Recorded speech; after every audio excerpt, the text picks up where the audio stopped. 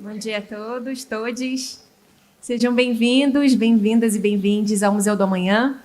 É com muita alegria que a gente vai iniciar esse evento do Cultura Conecta aqui no museu. Eu sou Camila Oliveira, eu sou gerente de educação aqui. Eu sou uma mulher branca, de cabelos castanhos, eu tenho olhos castanhos. Eu estou vestindo uma blusa branca, um casaco bege com alguns desenhos, e estou de calça preta e tênis preto. Meu sinal é a minha mão direita com um formato de onda na lateral da cabeça. Eu acho que, antes da gente começar, é muito importante da gente dizer que o Museu do Amanhã ele é um museu que é comprometido com aspectos do desenvolvimento sustentável e também da promoção da cultura. Então, para a gente é uma honra enorme fazer parte de um evento paralelo do Mondia Cult, que depois de 20 anos retorna essa discussão de maneira global. E a gente vai receber hoje aqui, nesses 6 painéis, museus do mundo todo, mas também museus que estão em parceria direta com o Museu do Amanhã. A Experimente Cultura, que é uma grande parceira aqui do museu, está com a gente nessa realização curadoria, foi fundamental essa parceria para que esse evento acontecesse hoje da forma que ele se dá. Então, eu espero que todos vocês tenham um ótimo evento, uma ótima experiência, porque não é possível pensar educação, cultura sozinho. Isso não tem como a gente fazer. Educação, ela é coletiva, ela é feita de muita gente, e hoje a gente vai ouvir um pouco e aprender um pouco sobre como a gente vai imaginar novos futuros e novos amanhãs juntos. Então, muito obrigada, bom evento para todos.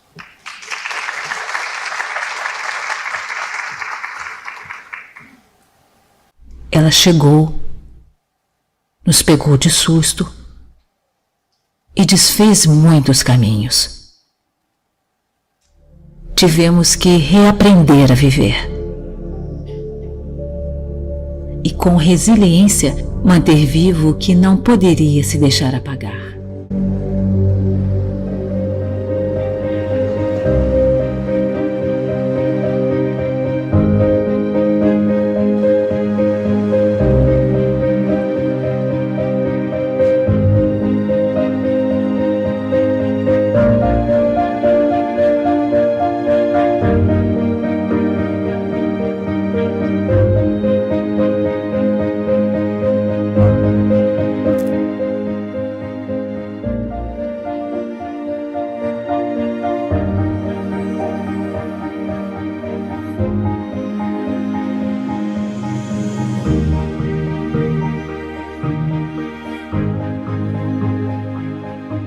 Reencontrar.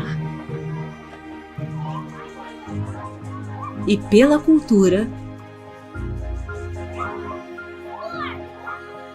conectar museus e escolas.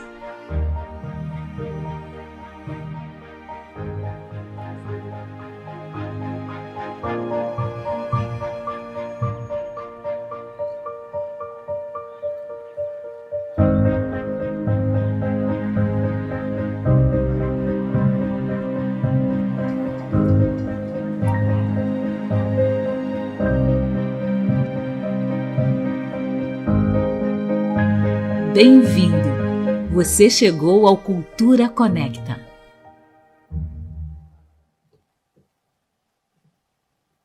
Bom dia a todos. Bom dia a todos. O Cultura Conecta chegou, e com ele, possibilidades geradas por afinidade entre cultura e educação. Muitas mentes envolvidas num mesmo propósito, para juntas construírem novos saberes. Olhando para o amanhã, vemos muitos olhares para o mesmo rumo. E que lindo que está hoje esse amanhã, né? Por aqui, teremos mentes brilhantes e que generosamente nos concederão um pouquinho da sua luz para hoje iluminarmos o amanhã. E quem mais pode fazer do amanhã um lugar de reflexões? Certamente quem ontem nos ensinou a entender o hoje e nos educou a olharmos para o amanhã. Educadores, no coletivo. Sim, porque educar é um verbo que precisa estar no coletivo para ter sentido de ser. E para ser, precisamos nos conhecer. E mais que isso, nos reconhecer em nós e nos outros, no que já foi construído nesse lapso de tempo, que a gente chama de existência, preservar o que fica da nossa existência é o que de mais valioso a cultura pode nos proporcionar. Conectar educação e cultura, museus, educadores, escolas, poder público, agentes culturais, tornando possível esse encontro. Hoje, o Amanhã está pronto para conectarmos museus e escolas. Eu sou David Alfredo, sou historiador e educador, sou um homem negro, de cabelo grande e crespo, uso barba, bigode, estou de camisa roxa, lilás, calça em tom terroso e um tênis branco com detalhes em marrom e roxo. Eu sou a Marjorie Leonardo, sou artista e educadora, sou uma mulher negra de pele clara, tenho cabelo volumoso cacheado, estou com uma blusa de manga em tom terroso, uma calça comprida roxa e um salto alto. Estamos aqui para agradecer a presença de todos vocês nesse auditório e acompanhando online também. Obrigado por fazerem parte desse movimento. Bem-vindos ao Cultura Conecta. Gostaríamos de convidá-los a compartilharem conosco as suas reflexões. Nós vamos expor um telão com um QR Code, esse que vocês estão vendo aí. Para cada intervalo entre um painel e outro, vocês possam estar com a gente, juntos e conectados. Combinado? Combinado? Agora queremos aproveitar esse cenário de muita conexão, de potência de conexão, para homenagearmos os educadores que foram selecionados para terem seus trabalhos publicados no e-book Cultura Conecta 2022. Gostaríamos de chamar ao palco os 3 vencedores da chamada Cultura Conecta Museus e Escolas 2022. Professora Sirlene dos Santos, da Creche Municipal Nação Mangueirense, com o trabalho Leituras e Releituras, Ousar Transformar, porque somos capazes. Pode vir ao palco.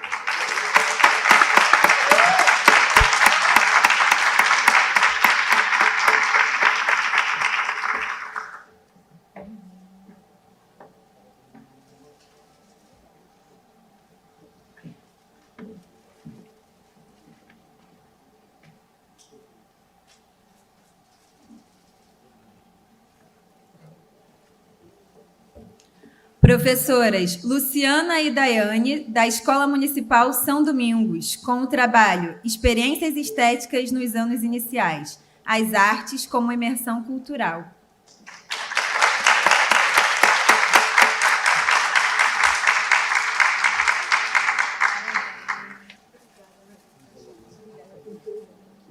Vamos tirar uma foto?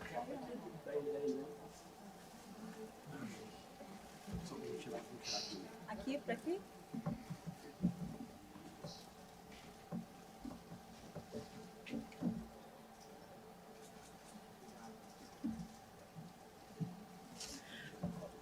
Professora Lídia Almeida, da Escola Dom Cipriano, com o trabalho Olhai para o Céu. Dom observa o sol.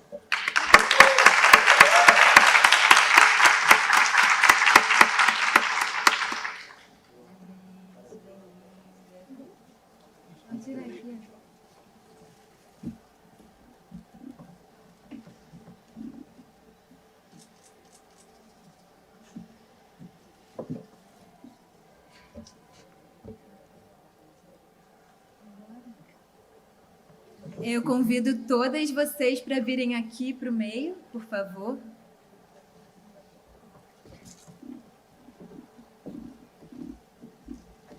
Parabéns pelo papel fundamental de conexão entre cultura e educação que vocês possibilitam aos seus alunos. Vamos dar uma salva de palmas, por favor.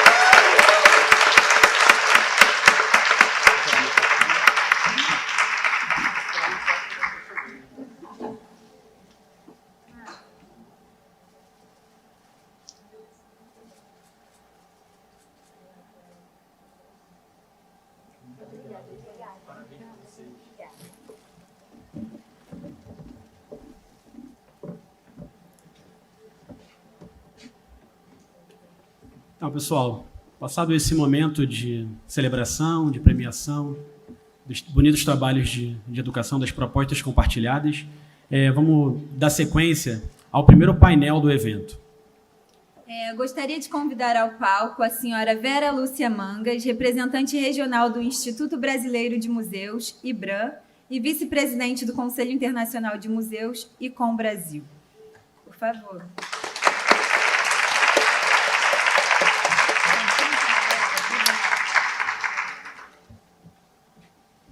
Senhor Antoine Lozão, secretário municipal de Educação da Prefeitura do Rio de Janeiro.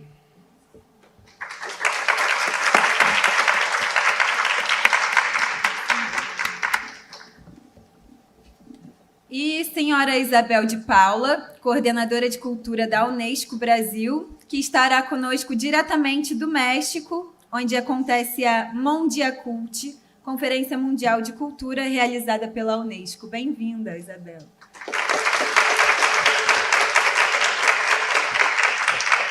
Então, podem ficar à vontade, se sentar, mais confortável. Bom dia a todo mundo. A gente tem algumas perguntas para alimentar a contribuição dos nossos panelistas, né? Vamos sentar?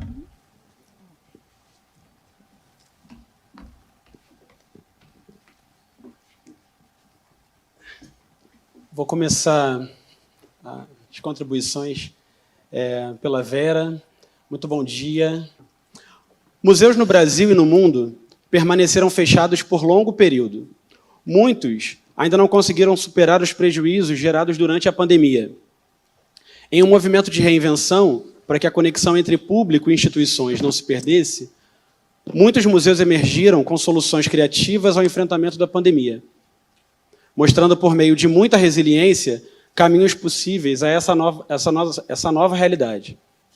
Os departamentos educativos, mesmo com quantitativos de colaboradores reduzidos, se tornaram catalisadores criativos de soluções e desenvolvimento de conteúdo.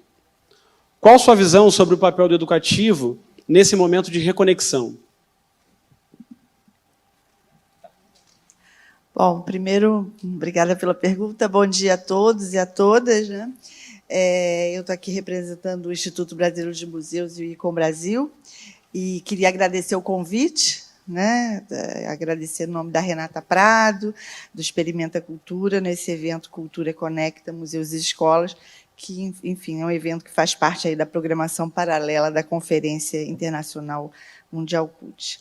Então, eu agradeço e, assim, já começo com uma pergunta que é um grande desafio, né? Bom, nós viemos aí de um período, né, um período de 2 anos, né, já vivemos 2 anos de um período de pandemia, né, ainda com alguns reflexos, né, ainda não estamos totalmente, né, enfim, com uma vida normal, né, e foi muito importante também compreender esse período, esses 2 últimos anos, né. Eu trouxe aqui alguns dados para a gente poder situar um pouquinho como é que foi esse período, né, de 2 anos para os museus, para os seus públicos e para os seus profissionais, nesse período, enfim, tão conturbado, né?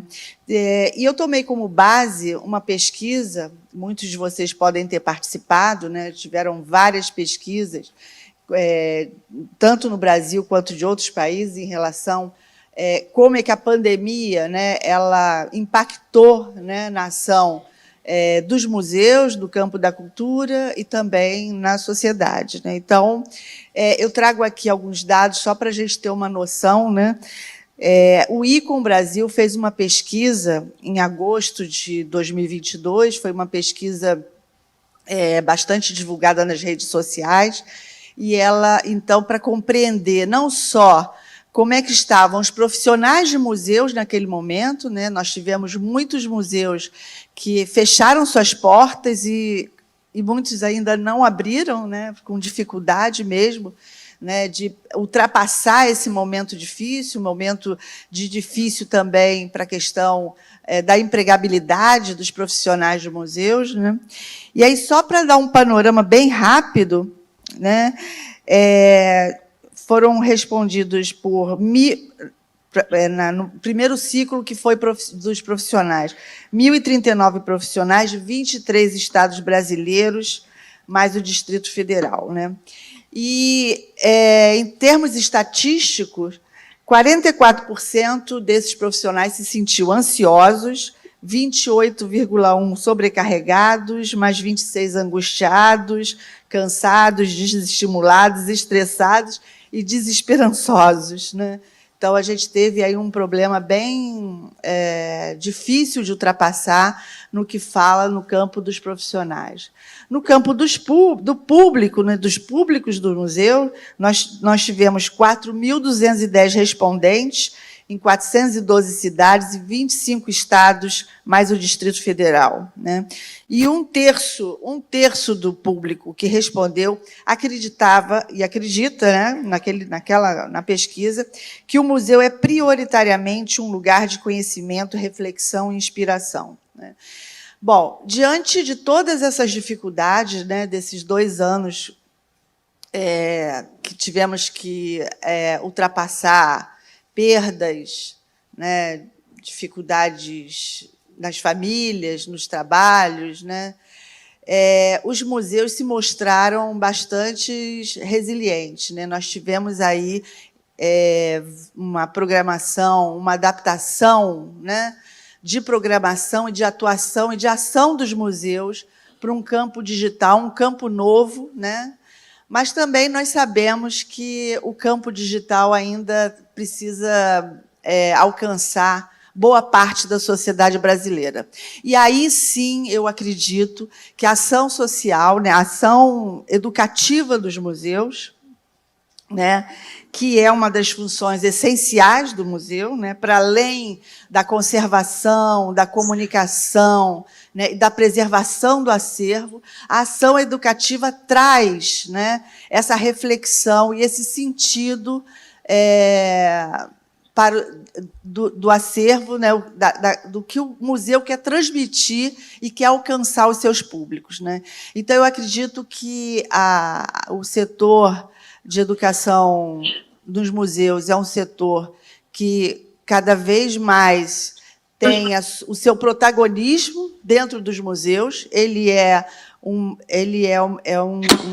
campo de ação extremamente importante, porque é ele que vai trazer o sentido, né, seja da exposição, dos acervos, dos objetos, do que o museu representa dentro daquela comunidade, né? Ele precisa buscar também as ausências, por que aquele museu, as ausências que sentimos nas nossas instituições também precisam ser refletidas, precisa de uma reflexão para que a gente possa, então, por meio da ação educativa, aproximar e reafirmar, né, a ação fundamental social do museu, né? Então, eu acredito que, de fato, a área de educação, além de ser a área, né, o coração do museu, por todos os sentidos, né, pela sua importância dentro, inclusive, do fluxo do funcionamento de museu, ela tem essa importância fundamental de dar sentido, trazer sentido, inspirar o seu público e auxiliar que aquele seu público faça uma reflexão e compreenda, né, a sua inserção dentro daquele espaço. Muito obrigada, Vera. Agora a pergunta vai ser direcionada à senhora Isabel.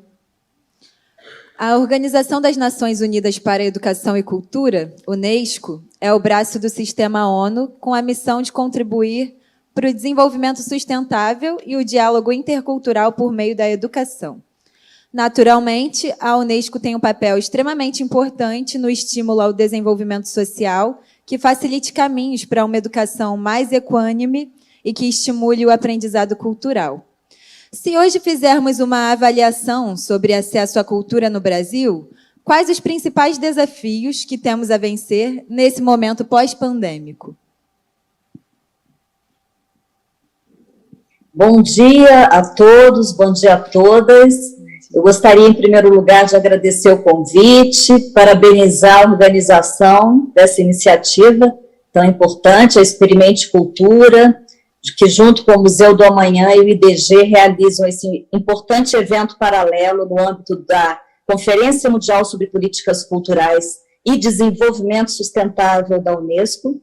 Eu estou aqui falando diretamente aqui do México, onde eu participo do Mondiacult 2022, um evento que acontece 40 anos depois do Mondiacult 1982, e está reunindo aqui nesse momento mais de 2.500 pessoas de todo mundo e 110 ministros e vice-ministros de cultura de todo o mundo. E é, sem dúvida, um evento histórico e com resultados que irão nortear as políticas culturais voltadas ao desenvolvimento sustentável nas próximas décadas. E, nesse contexto, eu acredito que o Brasil certamente está entre os países que devem investir em novas políticas e programas que respondam às necessidades do mundo, desse mundo marcado por fortes impactos da pandemia da Covid-19 sobre a educação e a cultura. Para responder essa pergunta, nós precisamos falar primeiramente na garantia dos direitos culturais e do direito a uma educação de qualidade, que são tão advogados pela Unesco. Os direitos culturais, eles são parte integrante, indissociável dos direitos humanos, que são universais, indivisíveis e independentes, como bem preconiza a Declaração Universal dos Direitos Humanos. As políticas de fomento à educação e cultura só podem ser efetivas se houver plena adoção do direito aos direitos culturais. E aqui é importante, em nome da Unesco, falar também da relevância da valorização e da promoção da diversidade das expressões culturais, né, e riqueza, um patrimônio material e imaterial único. Cada vez mais nós achamos que é necessário investir em iniciativas de promoção de uma educação de qualidade que proporcione o acesso pleno de jovens e crianças a expressões diversas no âmbito cultural, de modo que se possa ampliar as suas leituras, as suas visões de mundo, tornando-as mais horizontais, mais permeáveis ao reconhecimento e ao respeito às diferenças e à diversidade cultural. Nesse sentido, eu acredito que a iniciativa Cultura Conecta, museus e escolas, é um ótimo exemplo de ligação entre educação e cultura, fazendo essa ponte entre professores e alunos do Rio de Janeiro e instituições museológicas brasileiras e internacionais. Esse tipo de projeto comprova o quanto a cultura, mesmo tendo sido tão fortemente impactada pela crise sanitária, deu uma contribuição fundamental para a resiliência, o bem-estar e a prosperidade das sociedades, e de forma mais ampla para o desenvolvimento sustentável. A cultura foi, sem dúvida, conforto, fonte de conforto para milhões de famílias, crianças e jovens durante o confinamento em todo o mundo. Sobre os impactos da pandemia, a Unesco divulgou um relatório mundial que revelou números desastrosos para a cultura, né? Como a própria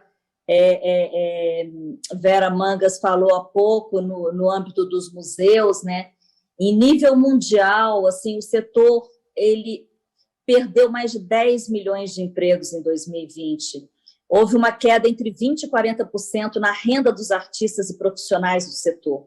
Na América Latina e Caribe, 64% dos artistas autônomos e profissionais de cultura sofreram uma redução de mais de 80% em sua renda como resultado da Covid-19 em 2020. A pandemia, na verdade, ela exacerbou desafios que já existiam no setor, como a mobilidade de artistas, seus meios de subsistência, o acesso a mercados, os direitos de propriedade intelectual e de liberdade artística. Essa emergência cultural trouxe impactos profundos em toda a cadeia de valor da cultura, afetando desde a criação, a produção, a distribuição, até a comercialização e, claro, o acesso à cultura. E, mais especificamente falando da educação, essa pandemia também potencializou desigualdades sociais, especialmente envolvendo a questão das formas de acesso às tecnologias digitais. Nós sabemos que esse fato impactou severamente milhões de crianças e jovens que enfrentam desvantagem no desenvolvimento e no aprendizado. Então, nós temos aí muitos desafios, os desafios atuais para a cultura e a educação nessa fase pós-pandemia são, portanto, maiores do que antes, né? Em face do impacto não só da pandemia da Covid-19, mas também dos desafios crescentes relacionados às mudanças climáticas, o aumento das desigualdades sociais, as crises migratórias e guerras, e a revolução tecnológica, é hora de repensarmos as políticas públicas e de encontrar saídas inovadoras que respondam às necessidades das sociedades nas próximas décadas. Nós vivemos hoje, 40 anos depois, um mundo muito diferente. E eu acredito que o Mandiacut é, sem dúvida, um grande esforço da Unesco e dos seus países membros nessa direção. Nós esperamos que possamos encontrar saídas bastante inovadoras para esses desafios crescentes. Muito obrigada, Isabel. Curioso, né? As duas contribuições complementares, né? Falando sobre a importância tanto dos programas educativos dos museus, o abalo que aconteceu durante a pandemia e, ao mesmo tempo, no mundo da educação, né? O acesso à educação formal e à educação não formal que acontece nos museus, né? A educação não escolar. Então, as duas falas complementares. E aí, para complementar a fala, tem uma pergunta para o Antoine também, sobre o acesso remoto por parte dos mais jovens, né? A gente viu que, durante a pandemia, muitas crianças, muitos adolescentes tiveram dificuldade. Então, um dos maiores desafios durante a pandemia certamente esteve na desigualdade de acesso remoto dos alunos aos conteúdos educativos desenvolvidos com muito afinco pelos educadores, principalmente da rede municipal de educação. Isso nos mostra a importância do desenvolvimento da tecnologia associada à educação.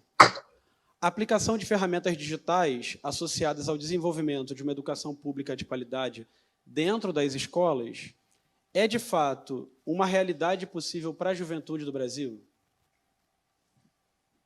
Essa pandemia, bom dia a todos, primeiramente, nos deixa algumas lições em relação à tecnologia na educação. Primeiro, joga uma pá de cal no debate, na ilusão de que o ensino remoto poderia ser um substituto à presença do aluno na escola, né, e a presença do professor. Então, isso de fato, a educação presencial é insubstituível, né, para a formação adequada dessa criança e desse jovem, isso ficou muito claro. Agora, ela revelou também uma desigualdade, como você bem falou, de acesso à tecnologia, né, às mídias digitais, e isso refletiu numa desigualdade de aprendizagem na hora que você retorna para o presencial, né, entre o aluno que pôde acompanhar remotamente o ensino, aquele que não pôde. Isso deixa um desafio para a gente agora, né, de eliminar essa desigualdade. Uma desigualdade que a gente sabe que já existia anteriormente dentro do ensino público, da escola pública, dentro da sala de aula, você já tinha uma desigualdade de aprendizagem, né, que é mensurada tradicionalmente, né, mas que foi exacerbada durante a pandemia, em função muito dessa desigualdade do acesso, né, às ferramentas para o ensino remoto. Então, ao mesmo tempo em que isso joga a luz sobre esse debate, sobre a impossibilidade de substituição do presencial pelo remoto, né, isso também permitiu avanços na criatividade, na criação de soluções, né, para o uso de tecnologia no ensino. E é isso que tem que ser aproveitado, evidentemente. Então, porque senão você está criando, na verdade, uma nova desigualdade. Né? Você está criando uma nova desigualdade entre aquele aluno que tem acesso à cultura digital, né, e aquele que não tem. Esse vai chegar, chegam de forma desigual, não só no mercado de trabalho, mas mesmo no mundo em geral, para exercer plenamente a sua cidadania, né, exercer plenamente as suas potencialidades como ser humano na sociedade. Então, de fato, essa pandemia deixa como lição uma série de soluções das quais a gente pode lançar mão para o ensino e que vão além da simples aula remota, né, soluções, evidentemente, que chamam também a participação ativa dos alunos, né, na criação de conteúdos e no compartilhamento desses conteúdos, né, mas também isso não é simples de você implementar em escala. Né, por quê?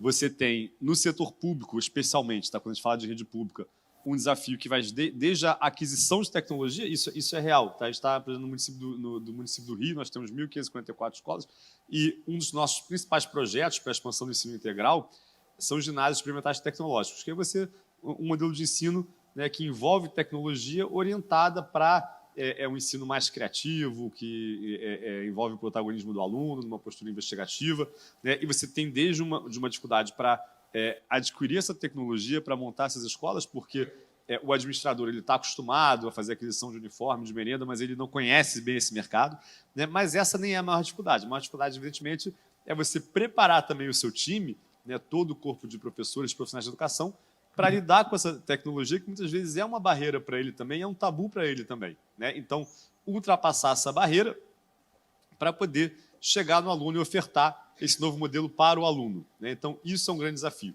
A pandemia também quebrou um pouco esse tabu forçadamente. Hoje em dia, né, as pessoas, aquele professor que tinha dificuldade, né, de lidar ali com a tecnologia, ele avançou muito nisso, mas a gente sabe que ainda tem muito a percorrer. Então, a tecnologia, sim, ela tem um papel fundamental, né, juntamente com outros instrumentos, para ressignificar o ensino, né, e fortalecer o vínculo com a escola, que foi muito perdido também, né, durante essa pandemia, e aí você precisa não só recompor a aprendizagem, mas recuperar o vínculo e fortalecer esse vínculo para que o aluno não abandone, né? Então, isso passa por novas metodologias, por uso de tecnologia, por difusão da cultura digital, passa também por caminhos lúdicos para acesso à aprendizagem, passa pela conexão da educação, inclusive com os equipamentos culturais, né? Tudo isso é um esforço de ressignificar o ensino para aquele aluno, né? Então, é fundamental, mas não substitui, em hipótese alguma, né, a presença, a dinâmica, né, da educação presencial ali. A tecnologia tem que estar presente na escola e de várias formas. Não é mais aquele laboratório de informática, né, que a gente conseguia conhecer tradicionalmente, né, mas sim um equipamento, digamos, que permite ali uma criação colaborativa, né, com uso de robótica, com uso de programação, e até com soluções, às vezes, tecnologicamente mais simples e baratas, né, mas que permitem o exercício da criatividade e dessa aprendizagem colaborativa. Muito obrigado. Vera, a gente está aqui falando sobre as conexões possíveis, né, que a gente consegue construir. E aí eu queria te trazer uma outra pergunta nesse sentido também, só vou dar uma contextualizada antes. O Conselho Internacional de Museus aprovou recentemente uma nova definição para museu, um trabalho de quase 2 anos e que envolveu milhares de profissionais de todo o mundo. O novo texto traz mudanças importantes com relação a desafios contemporâneos, como sustentabilidade, diversidade, comunidade e inclusão. Nesse sentido, podemos entender que os recentes desafios gerados pela pandemia puderam também promover uma ampliação do papel de conexão social dos museus e instituições culturais com os seus públicos? Bom, antes de eu passar a sua pergunta, eu queria só fazer um convite a todos, né, profissionais da área de educação museal, que o Instituto Brasileiro de Museus está realizando a Pesquisa Nacional de Práticas Educativas dos Museus Brasileiros, né? E é promovido pelo IBRAM, executado em cooperação com o Observatório da Economia Criativa da Bahia e com a Universidade Federal do Recôncavo da Bahia e a Universidade Federal da Bahia. E é uma pesquisa que vai responder, né, à ausência de dados e informações sistematizadas sobre o desenvolvimento da função educativa em museus no Brasil, e sobre também os perfis, né, dos educadores museais, que atuam também em instituições culturais de outras naturezas. Isso é fundamental, né, para a gente poder trabalhar políticas públicas, né? Primeiro conhecer, né, de fato, no Brasil, como é que isso está, né, como é que é a educação museal, né, nesse Brasil inteiro. A gente tem feito um esforço enorme de também acessar outros estados, né, mais para o norte e nordeste. Então, eu convido na página do IBRAM, vocês lá tem todas as informações para a resposta a essa pergunta, essa pesquisa tão importante para a área de educação de museus. Bom, Em relação à nova definição de museus, antes mesmo, né, foi um longo processo, um processo que assim, tomou um trabalho de 11 etapas para se chegar a essa nova definição, que foi aprovada agora na Conferência Geral do ICOM, em Praga, na República Tcheca, né, e trouxe para essa nova definição alguns conceitos, né, algumas palavras-chave que não estavam na última definição e que foram amplamente debatidas, né? Houve um esforço de todos os países que participam do ICOM, 141 países, né? O ICOM representa aí mais de 3 mil profissionais, mais de 141 mil profissionais de museus, enfim, é um número bastante expressivo, né? E houve, então, um esforço enorme para que a gente pudesse buscar uma definição de museus mais próxima, né, das realidades dos museus no mundo inteiro. A definição de museus do ICOM, ela, por meio de pesquisa, a gente compreende que é uma definição importante não só para as políticas públicas dos países, mas também compõe os documentos, né, dos museus, auxilia, né, no desenvolvimento das ações dos museus. E a gente, nesse período de pandemia, curiosamente, nos fez refletir ainda mais sobre palavras-chave e conceitos importantes que não poderiam, né, faltar nessa nova definição, né? Então, tivemos aí palavras-chave importantes, como diversidade, sustentabilidade, a participação das comunidades, compartilhamento de conhecimento, né? Então, a definição ficou: um museu é uma instituição permanente, sem fins lucrativos, ao serviço da sociedade, que pesquisa, coleciona, conserva, interpreta e expõe o patrimônio material e imaterial. Os museus, abertos ao público, acessíveis e inclusivos, fomentam a diversidade e a sustentabilidade. Os museus funcionam e comunicam ética, profissionalmente e, com a participação das comunidades, proporcionam experiências diversas para educação, fruição, reflexão e partilha de conhecimento. Para se chegar a uma definição, né, de museus, enfim, envolvendo, né, assim, um campo bastante expressivo de profissionais e públicos, né, enfim,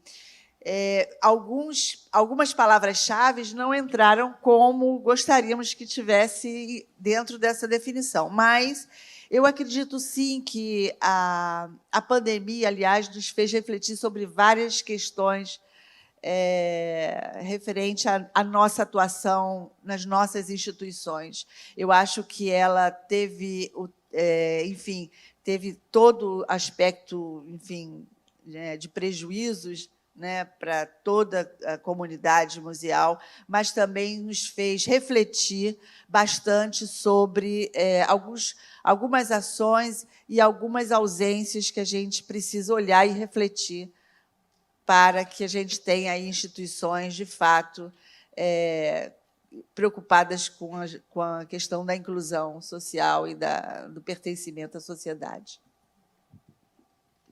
Muito bom, alguns abalos são conjunturais, né? A gente consegue perceber na conjuntura, mas um evento como uma pandemia é um abalo estrutural, né? E aí faz com que as conjunturas fiquem mais evidentes, né? E as transformações ficam mais evidentes. Muito bom. Temos uma pergunta aqui para a Isabel, né? Como ela mesma falou, ela está falando com a gente diretamente lá da Conferência Mundial Cult, que está acontecendo no México, onde a Unesco reuniu representantes de todo o mundo para pensarem sobre políticas culturais e reafirmar a cultura como bem público cultural. né? É muito interessante que isso esteja acontecendo em escala global, né? Porque a gente muitas vezes pensa a cultura em escala local e esquece que a cultura, ela nunca é a cultura, né? Ela é sempre as culturas. Ela é no plural. Então, discussões como essa em escala global são importantes. Então, Isabel, você poderia compartilhar com a gente quais os principais aspectos debatidos nesse encontro que podem servir de inspiração para motivar museus e escolas a manterem-se resilientes no caminho da ampliação de acesso à educação e à cultura para a juventude brasileira?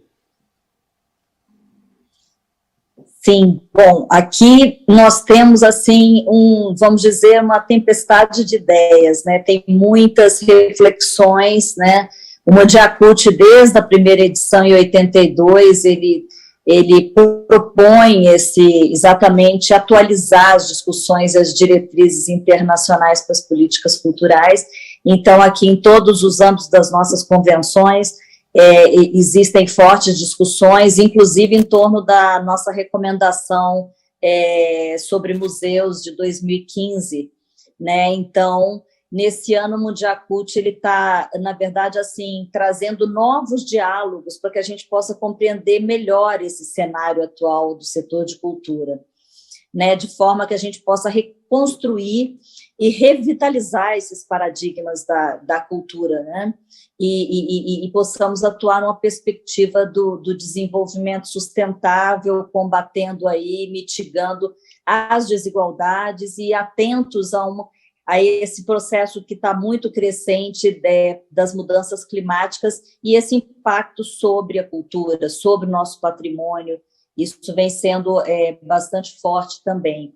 E essa estratégia que vem em torno desse evento, desse grande evento Mundiacult, ela é importante, claro, naturalmente, para a implementação dos Objetivos de Desenvolvimento Sustentável da ONU, né, da Agenda 2030, mas ela principalmente está trazendo uma reflexão para os desafios já para a fase pós-pandemia, pós-Agenda 2030, né, a partir de 2030. Então, na verdade, o Mundiacult está acontecendo num momento assim, crucial para empreender essa reflexão em sintonia com o atual contexto, e vai permitir, nós esperamos, assim, uma visão comum para a reconstrução de um setor cultural mais sólido, mais resiliente, e que esteja ancorado em políticas públicas e na necessidade de promover esse desenvolvimento sustentável para as próximas décadas. Como você falou, a Unesco ela defende que a cultura seja ancorada como um bem público global, a cultura como um bem público mundial, que garanta um desenvolvimento mais centrado no ser humano, né? Baseado na cooperação e na solidariedade. Esse encontro, sem dúvida, ele vai fortalecer o vínculo entre cultura e desenvolvimento, né? Ao mesmo tempo também lançando um novo olhar sobre a nossa Convenção Mundial sobre a Proteção e a Promoção da Diversidade das Expressões Culturais, a chamada Convenção da Diversidade Cultural de 2005, né, que criou aí todo o ambiente favorável à afirmação e à renovação das diversidades dos povos, das culturas diferentes no mundo, em benefício de todos os povos, né? E na pauta dessa edição do Mundiacult, essa construção de sociedades verdadeiramente inclusivas, ela destaca a importância da cultura na educação, na geração de emprego e renda, que permita o desenvolvimento de uma agenda internacional focada no crescimento de novas estruturas sociais que valorizem o ser humano. Bom, a promoção desse diálogo político aqui na cultura que o Mundiacult está permitindo, ele vem fortalecendo muito o papel do setor de cultura, seja tanto nesse fomento da diversidade, como no fortalecimento cultural identitário dos diferentes grupos sociais, né? Nós temos aqui esperamos um reforço dos mecanismos de conexão, né, entre passado e presente, que coloca os museus como componentes estratégicos para que os direitos culturais sejam exercidos de fato e que a gente consiga ter uma maior construção de pontes para essa intersetorialidade entre a cultura e a educação. Eu gostaria aqui de lembrar um projeto com o qual a Unesco está diretamente envolvida, que é muito importante no Brasil, que é a reconstrução do Museu Nacional do Rio de Janeiro, né? Um bom exemplo dessa intersetorialidade entre educação e cultura é esse projeto, o Museu Nacional Vive, que é uma cooperação entre a Universidade Federal do Rio de Janeiro, o Instituto Cultural Vale e a Unesco, para a reconstrução do prédio, que foi severamente atingido no incêndio de 2018, né? E esse museu ele tem uma inauguração prevista para 2027, e nós estamos trabalhando para que ele seja devolvido à sociedade de maneira ainda mais acessível, segura, relevante, e para isso nós estamos trabalhando no desenvolvimento da nova museografia, das futuras exposições de longa duração e de um projeto educativo que prevê uma inserção mais efetiva nos territórios. Então, começando pela cidade do Rio de Janeiro. E nós estamos trabalhando também com exposições online, exposições na parte de fora do museu. Agora, na celebração dos 200 anos do Bicentenário, foi possível fazer algumas ações externas que permitiram acesso da comunidade. Então, nós esperamos que o Museu Nacional traga aí novamente conteúdos importantes de pesquisas que estão sendo desenvolvidas no âmbito do projeto de cooperação técnica com a Unesco, nas áreas de conhecimento científico da instituição, como antropologia, arqueologia, história, paleontologia, biologia e geologia, e também nas áreas mais transversais específicas da cultura, como a cultura africana, afro-brasileira e indígena. Tá bom, muito obrigada, Isabel. Agora a gente pode também relacionar um pouquinho da fala dela, né, com o que a Vera disse antes, e também com a resposta que a Antoine deu para a pergunta do David sobre o acesso à tecnologia nas escolas, como que os professores fizeram durante a pandemia, os alunos que não tiveram acesso, né? E aí, para introduzir essa pergunta, queria dizer que a Secretaria de Educação do município do Rio de Janeiro tem se empenhado, por meio de ações e programas de incentivo, a superar os grandes desafios da retomada do ensino presencial e a redução dos alarmantes números de evasão escolar gerados pela pandemia. E aí é importante a gente tentar assim, entender alguns exemplos, né, esboçar quais ações podem servir de estímulo para que os educadores brasileiros possam reduzir essa defasagem e restabelecer esse vínculo com os alunos, as suas famílias, as comunidades. Isso, eu posso responder a pergunta ilustrando o caso da Secretaria de Educação, mas certamente esse raciocínio vale também para o ensino médio, né? No qual eu já trabalhei durante um bom tempo, assim, a Secretaria de Educação atende, né, até o final do ciclo fundamental, e a gente tem 640 mil alunos. Quando a gente retorna para o ensino presencial no ano passado, 25 mil alunos não retornam, né, perderam o vínculo com a escola. Desses, a gente consegue retornar com 20 mil ao longo do ano. Como é que a gente faz isso? Primeiro, a gente precisa de ações focadas por escola e por aluno. Então, cada escola precisa ter o seu diagnóstico de infrequência, o seu plano, né, de combate à infrequência, porque não é só o aluno que não retorna, né? O aluno que retorna, ele retorna com esse vínculo fragilizado, né? E então ele tem um perigo maior, um risco maior de abandono. E aí você precisa ter um diagnóstico específico por cada aluno, né?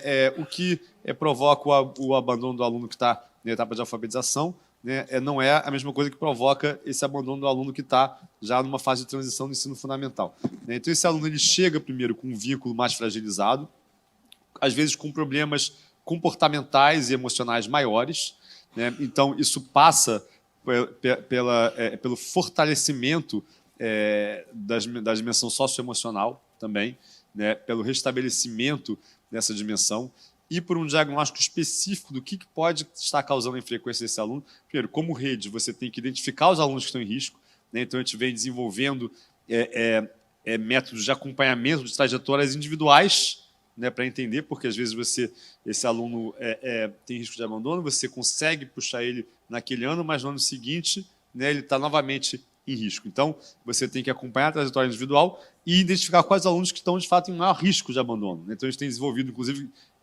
em parceria, né, com alguns organismos do terceiro setor, algoritmos preditivos de infrequência, né, para apontar para você aquele aluno, né, no qual você tem que atuar mais fortemente para evitar aquele abandono. Então, uma primeira grande ação é essa, é conhecer esse aluno, o que especificamente causa esse risco, né, e quais alunos que estão em maior risco, ir nesse aluno trabalhando a dimensão socioemocional, restabelecendo o vínculo com a escola, e o restabelecimento desse vínculo, numa segunda etapa, passa justamente pelo algo que eu falei na resposta anterior, que é ressignificar o ensino, né? Esse ensino tem que fazer sentido ao aluno. Passa por você desenvolver também dimensões lúdicas, né, para reconectar com as disciplinas, né? Então, a gente desenvolveu ações como a Olimpíada Carioca de Matemática, como a Batalha do Conhecimento, né, aproveitando aí o mote da comemoração do bicentenário, né, revisitando, né, a independência no Brasil, explorando as histórias não contadas, as dimensões não contadas, né, mas como uma forma também, né, de interessar esse aluno pelo conhecimento. Passa por conexão, mais uma vez, com equipamentos culturais, atividades culturais, né, que vão abrir o ensino para a dimensão da criatividade, do sonho, do protagonismo, né, desse aluno. Então, você tem que resgatar, né, entender o diagnóstico, entender o caso de cada aluno especificamente, onde você atua ali, e naqueles que estão em maior risco, trabalhar o vínculo com a escola através de comportamentos da dimensão socioemocional e ressignificar esse ensino para que esse aluno se sinta mais pertencente, né, e enxergue o valor que aquela educação tem a lhe aportar, né? E isso, mais uma vez, insisto, tem que ser feito numa trajetória linear, né, ao longo do tempo, porque não adianta ser uma ação pontual, porque não é algo que você consegue de uma hora para outra, né? Então, você tem que, de fato, ter essa dimensão. Desculpa, gente, eu jurava que tinha tirado o volume.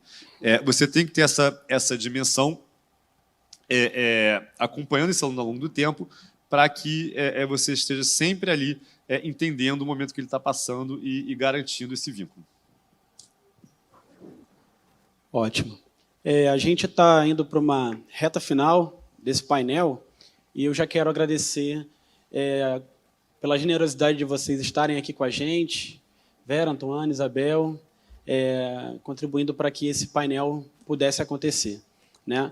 E para que a gente possa encerrar ele, eu gostaria de dar espaço a vocês para uma fala final, né? E como a gente está dentro de um museu, a gente está falando muito sobre espaços culturais, eu sempre gosto de lembrar para as pessoas que a palavra museu vem da palavra musa, que significa a inspiração. Museus, assim como escolas, são espaços de inspiração, muitas vezes mais de inspiração do que de aprendizado e de ensino. A inspiração é uma boa professora. Então, gostaria que, nesse momento, vocês tivessem, vou começar pela Isabel, que falasse para quem está assistindo a gente aqui no auditório e online, fizesse uma fala final inspiradora. Fica à vontade, Isabel. Obrigada. Bom, eu gostaria primeiro, em nome da Unesco, de agradecer o convite, dizer da alegria que é para nós estar num espaço desse tão relevante para discutir o tema dos museus e a relação entre educação e cultura. Eu gostaria de aproveitar, como eu estou aqui, né, no México, no Mondiacult, eu gostaria de aproveitar para chamar a atenção de que nessa manhã, aqui no México, está sendo lançada a declaração final do Mondiacult de 2022. Um documento importantíssimo, assinado por todos os ministros de educação, e que vai lançar aí as bases dessa visão renovada sobre o futuro das políticas culturais para as próximas décadas. Então, é uma declaração que reafirma o compromisso da comunidade internacional em superar esses desafios urgentes e complexos contemporâneos, né, nas nossas sociedades multiculturais. E eu queria aproveitar, já que nós estamos aqui tratando de museus, e destacar uma parte desse texto que vai ser lançado agora, que trata exatamente do tema que nós estamos cuidando aqui, que é a importância de promover sinergias entre cultura e educação, reconhecendo o imperativo da educação sensível ao contexto, abrangendo o patrimônio cultural, a história, os saberes tradicionais. E alguns pontos aqui importantes que, muito rapidamente, que essa declaração traz o objetivo de ampliar os resultados da aprendizagem, melhorar a qualidade da educação, especialmente para os jovens, bem como a valorização da diversidade cultural, multilinguismo, a educação artística e a alfabetização digital, particularmente em currículos educacionais e aprendizagem ao longo da vida, bem como através da inteligência artificial. Fala também de promover a integração sistêmica de cultura na educação formal, informal e não formal, em particular destacando a contribuição de todos os segmentos da sociedade para a transmissão do conhecimento. Trata também de apoiar a educação e formação técnica e profissional no setor cultural, por meio de investimentos estruturais em políticas públicas, para favorecer a adaptação de competências, de formas a promover o emprego. E, por último, também menciona a necessidade de investir na função do desenvolvimento educacional e social de museus, centros criativos, bibliotecas, arquivos e instituições culturais, e, nesse sentido, apoiar o desenvolvimento de uma estrutura que seja revisada pela Unesco sobre educação e cultura, sobre cultura e educação artística, para que se possa incorporar evoluções do setor cultural em colaboração com as partes interessadas relevantes, como as comissões nacionais para a Unesco e as redes de especialistas. Bom, essa declaração vai estar lançada hoje mesmo e provavelmente aí à disposição online, e acho que vai ser um instrumento, um documento importante para as nossas futuras ações. Muito obrigada aí a todos e a todos. Mando um abraço para os meus companheiros nesse painel e para os apresentadores. E para a Renata Prado. Muito obrigado, Isabel. Agora eu vou passar para a Vera. Fique à vontade para uma fala final. Bom, primeiro, novamente, eu quero agradecer, né, o convite, né, e aqui a todos os colegas aqui que estão aqui debatendo, né, nesse caminho tão árduo e feliz que é o caminho dos museus, né, desses espaços de encontro, esses espaços que fazem com que a gente reflita, que a gente possa se inspire, que a gente possa compreender o nosso papel como agente social, né, e todo o nosso compromisso, né, com o campo de museus, né. Muito feliz de estar aqui nesse museu, que tem 4 milhões de visitantes, 5 milhões, desculpa, 5 milhões de visitantes, né, que foram comemorados há pouco, e que muito nos honra e muito nos fortalece, né, buscando, por meio de boas práticas e desse comprometimento que esse museu tem com a arte e a ciência, e buscar boas práticas e inspirações para outros museus e outras ações nossas, e as políticas públicas vêm junto, né?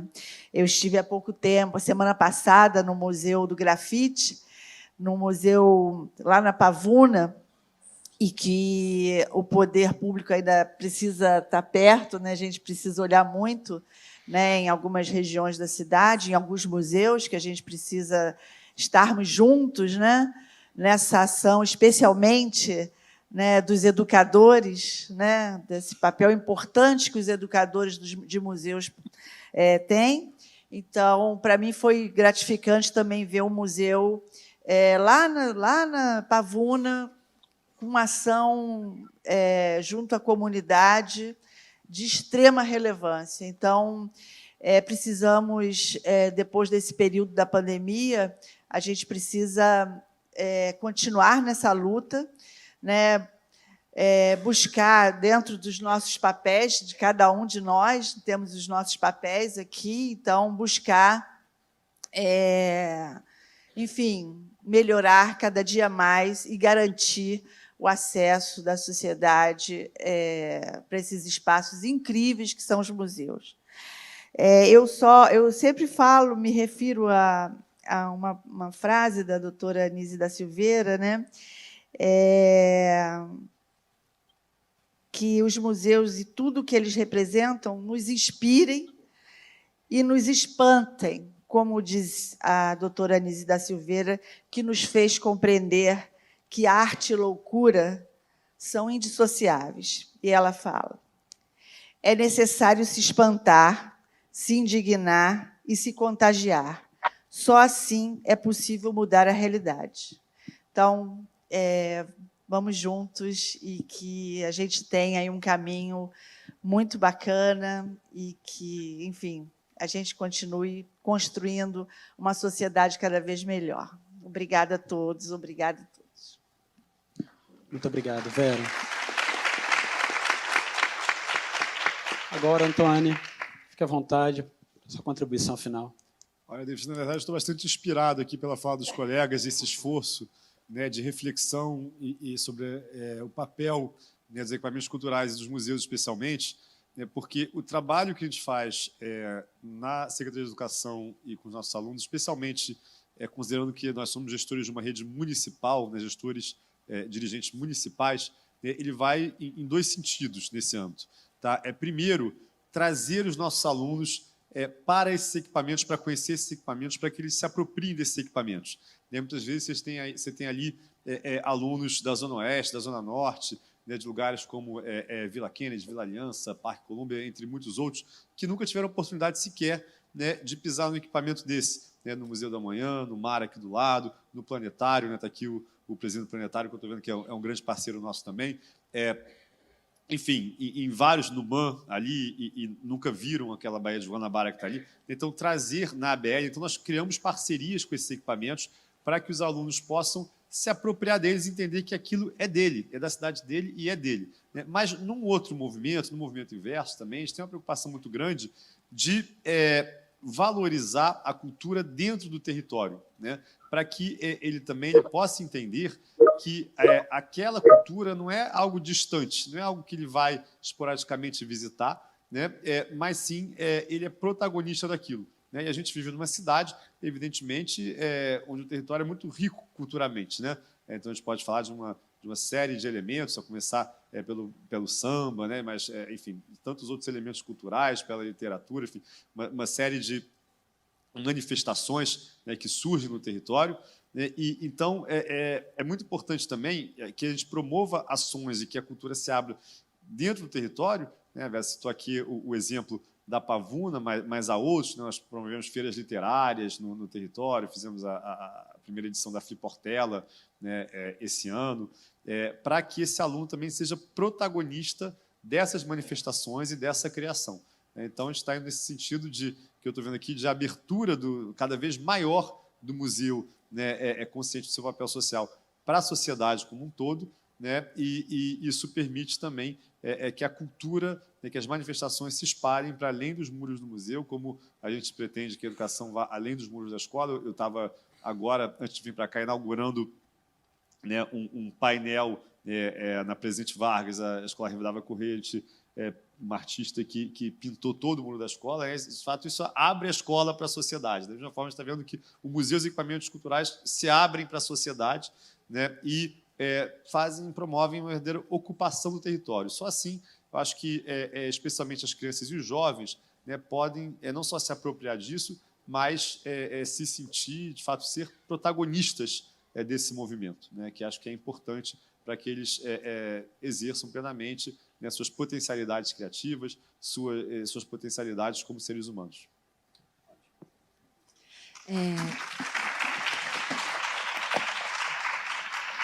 Então, para encerrar esse primeiro painel, quero agradecer muito a todos vocês, nossos convidados. Obrigada, David, também, por estar aqui compartilhando as ideias. E, infelizmente, a gente não vai ter um momento de perguntas para a gente poder respondê-las, mas vai aparecer um QR Code na tela daqui a pouco, e aí vocês podem apontar a câmera do celular de vocês, que vai aparecer um formulário, e vocês podem enviar as suas dúvidas, as suas perguntas, as suas contribuições também.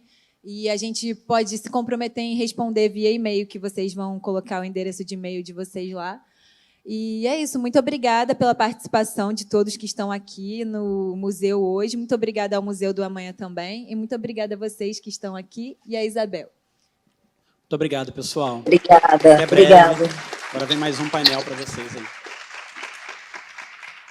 Ai, não vão embora, que daqui a pouco a gente volta com o próximo painel. Vamos fazer uma foto?